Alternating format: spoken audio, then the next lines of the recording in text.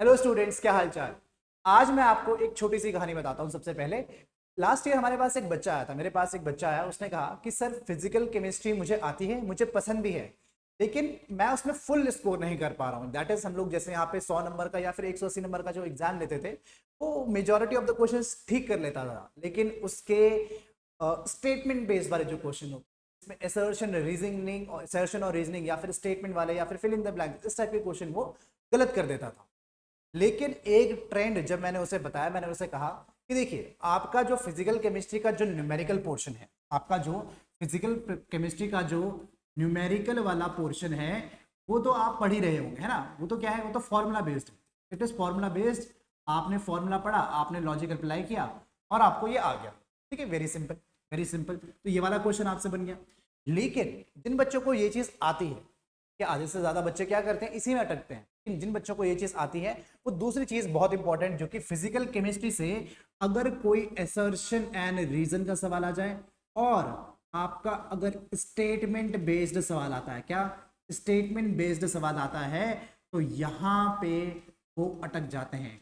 ये आपसे नहीं हो पाता है। ठीक है।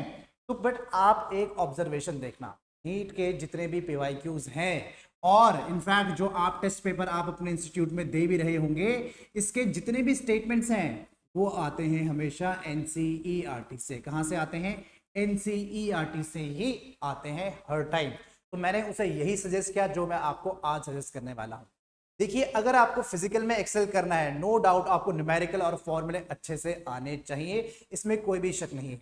सर कुछ और तरीका है न्यूमेरिकल फॉर्मूले में जो हम नॉर्मली करते हैं। देखिए, अगर आपको क्वेश्चन, सबसे इंपॉर्टेंट बात, आपको क्वेश्चन समझ में आना चाहिए। अगर नहीं आ रहा है तो जस्ट इन केस मैं आपको बता दूं, आप क्या करिए, आप 1 फॉर्मूला 5 क्वेश्चन वाले टेक्निक अपनाइए। क्या? 1 फॉर्मूला 5 क्वेश्चन, 1 फॉर्मूला 5 क्वेश्चन, यानी कि आपने एक फॉर्मूला पकड़ा और उस पर 5 क्वेश्चन कर दे। अब ये 5 क्वेश्चन देखिए, ऐसे नहीं कि सेम टाइप के, उसकी लैंग्वेज डिफरेंट होनी चाहिए। ठीक है, ऐसे नहीं कि सेम ही क्वेश्चन 5 बार या फिर 5 क्वेश्चन सेम टाइप के कर दिए, नहीं, उसकी लैंग्वेज थोड़ी सी डिफरेंट होनी चाहिए। ठीक है, तो आपको ये इस तरीके से आप इसमें थोड़ा सा बेटर आप फील करेंगे एक बार आपको फॉर्मूले का जिस्ट अगर पता चलने लग गया। दूसरी बात आती है किसकी? असर्शन और रीजन बेस्ड क्वेश्चन। देखिए, ये आपको एनसीईआरटी से ही करना पड़ेगा और आप इसके लिए एनसीईआरटी की बिल्कुल क्या लगाएंगे? थॉरो रीडिंग, बहुत अच्छे से इसकी रीडिंग लगाएंगे, प्लस एनसीईआरटी को आप मार्क भी करते रहेंगे। लेकिन लेकिन लेकिन लेकिन ये काम खुद से करना बहुत मुश्किल है। आपको नहीं पता चलता कि किस चैप्टर के लिए एनसीईआरटी इंपॉर्टेंट है, उसका कौन सा पार्ट इंपॉर्टेंट है और कौन सा उसमें क्वेश्चन बन सकता है। तो इसके लिए क्या करेंगे? देखिए, इसके लिए एक बहुत इंपॉर्टेंट चीज, एनसीईआरटी एम्पलीफायर। क्या? NCERT amplifier. अब आई होप आप सबको एनसीईआरटी एम्पलीफायर के बारे में ऑलरेडी पता है। ये काम आप ऑलरेडी बायोलॉजी में कर रहे हैं और मुझे पता चला कि आपको इससे हेल्प भी बहुत मिल रही है ना। बताओ भाई कमेंट सेक्शन में, क्या आपको बायोलॉजी एनसीईआरटी से बिल्कुल हेल्प मिल रही है? आपको बिल्कुल एक एक लाइन डिकोड करके बताई जा रही है। तो सिमिलरली काम आपका यहाँ पे होने वाला है। क्या एनसीईआरटी एम्पलीफायर से आपको क्या पता चलेगा? आपको इंपॉर्टेंट पैराग्राफ कौन सा है आपका इंपॉर्टेंट पैराग्राफ, प्लस वहां से क्वेश्चंस क्या क्या बन सकते हैं, प्लस वहां से क्वेश्चंस क्या क्या बन सकते हैं। सिर्फ इतना ही नहीं, अभी जो क्वेश्चंस उसमें बन सकते हैं और उसके जो पीवाईक्यू है वो भी टैग्ड मिलेंगे आपको। क्या? आपको उसमें पीवाईक्यू भी टैग्ड मिलेंगे। तो ये आपकी पूरी की पूरी स्ट्रैटेजी हो जाती है इसके लिए। देखिए, आप डिफरेंट डिफरेंट बुक से न्यूमेरिकल के थ्रू प्रैक्टिस करके आप अपना फिजिकल का पोर्शन न्यूमेरिकल वाला तो स्ट्रॉन्ग कर लेंगे, लेकिन विदाउट एनसीईआरटी वो फिर भी अधूरा ही रहेगा। ये चीज मैं आपको लिख के दे देता हूं। ठीक है, आपको जिस्ट उसका पूरा का पूरा तब आएगा जब एनसीईआरटी की आप थॉरो रीडिंग लगाएंगे। क्या आपको इतनी बात समझ में आती है? अब देखिए, पीवाईक्यू करने के बाद, ये करने के बाद मैं आपको इसके, ये दिस इज इनकम्प्लीट, ये आपकी एक इनकम्प्लीट स्टोरी है। ये अभी भी आपका इनकम्प्लीट है। ऐसा मत सोचिएगा कि आपने क्वेश्चन कर दिया, आपने एनसीईआरटी पढ़ ली और आपका सवाल हो गया, ऐसा नहीं होगा। आपको इनकम्प्लीट को कंप्लीट करने के प्रोसेस में, इनकम्प्लीट को अगर आपको इसमें कंप्लीट करना है तो आपको लगाने हैं क्या? आपको लगाने हैं क्वेश्चंस, आपको लगाने हैं क्वेश्चंस। और क्वेश्चंस के लिए चाहिए आपको क्या? क्वेश्चंस के लिए चाहिए आपको अप्रोच। क्वेश्चंस करने के लिए आपको चाहिए अप्रोच। तो ये अप्रोच कहां से मिलेगी बेटा? ये अप्रोच भी आपको यहां पे ही बताई जाएगी। ये अप्रोच आपको यहां पे भी बताई जाएगी। लेकिन अगर आप फिर भी थोड़ा अटकते हैं तो हर एक एनसीईआरटी एम्पलीफायर चैप्टर के बाद हम एक मोस्ट इंपॉर्टेंट क्वेश्चंस भी चलाएंगे। क्या? मोस्ट इंपॉर्टेंट क्वेश्चंस भी बताएंगे। Around 45 two important questions, most important questions around इनकी कितने, ये 45 से 50 क्वेश्चंस के आसपास रहने वाले हैं। अराउंड 45 टू 50 क्वेश्चंस आपको उस चैप्टर के मोस्ट इंपॉर्टेंट क्वेश्चंस देंगे और अब मिला के ये तैयारी हो जाती है। क्या? ये तैयारी हो जाती है बिल्कुल कंप्लीट। क्या आपको इतनी बात समझ में आती है?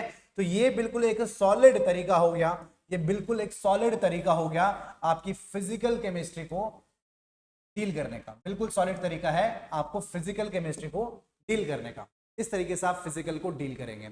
सर बात आती है कि फिजिकल तो चलिए हो जाएगा, काफी बच्चे बोलते हैं कि सर हम फिजिकल कर लेंगे, आपने बता दिया इनऑर्गेनिक का कैसे बताया। देखिए इनऑर्गेनिक का बहुत आसान हिसाब है भाई, इनऑर्गेनिक का बहुत आसान हिसाब है। इनऑर्गेनिक के लिए तो एनसीईआरटी आपके लिए गो टू बुक होनी चाहिए। सबसे पहली बुक आपकी क्या होनी चाहिए? एनसीईआरटी ही आपकी इनऑर्गेनिक केमिस्ट्री के लिए। किसके लिए बता रहा हूं मैं? सॉरी, इनऑर्गेनिक के लिए किससे क्या बता रहा हूं मैं आपके लिए?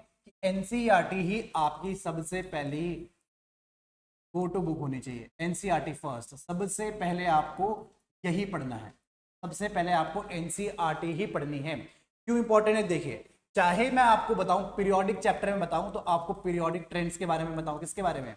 आपको पीरियोडिक ट्रेंड्स के बारे में बताऊं। ये आपके कहां से आते हैं? ये आपके एनसीईआरटी से ही आते हैं। दूसरी, अगर मैं केमिकल बॉन्डिंग में बात हूं तो आपके जो स्ट्रक्चर्स हैं, आपके जो स्ट्रक्चर्स हैं, यानी कि स्ट्रक्चर्स सर किसकी बात कर रहे हो? कैसे स्ट्रक्चर्स? जो कि आपके हाइब्रिडाइजेशन एंड बीएससी-पीआर पे बेस्ड हैं, वो आपके हमेशा किससे आते हैं? वो आपके एनसीईआरटी से ही आते हैं। ठीक बात। यहाँ पे जो, अब अगर मैं केमिकल कोऑर्डिनेशन केमिस्ट्री की बात करूँ, किसकी बात करूँ? कोऑर्डिनेशन केमिस्ट्री की बात करूँ। कोऑर्डिनेशन केमिस्ट्री के जितने भी एग्जाम्पल्स हैं सारे के सारे किससे आते हैं? सारे के सारे एनसीईआरटी से ही हर बार पूछे जाते हैं। उसमें लॉजिकल तरीके से आपको बताऊंगा कैसे करना है।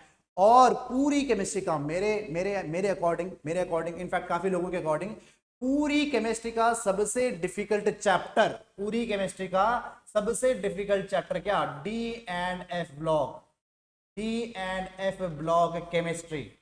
इसका पूरा निचोड़ हमें एनसीईआरटी में ही देखना है। ये पूरा का पूरा चैप्टर हमें एनसीईआरटी से ही करना है, एक भी चीज बाहर नहीं, नथिंग आउटसाइड एनसीईआरटी, एक भी चीज एनसीईआरटी के बाहर नहीं।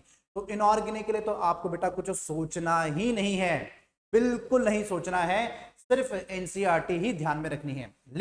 लेकिन इन सब को एनसीईआरटी इस पे ध्यान तो रखनी है, आपको इसे एम्पलीफाई यानी का मतलब कुछ चीजें एक्स्ट्रा भी पता होनी चाहिए। आपको इसमें कुछ चीजें एक्स्ट्रा भी पता होनी चाहिए। वो कैसे पता चलेगा?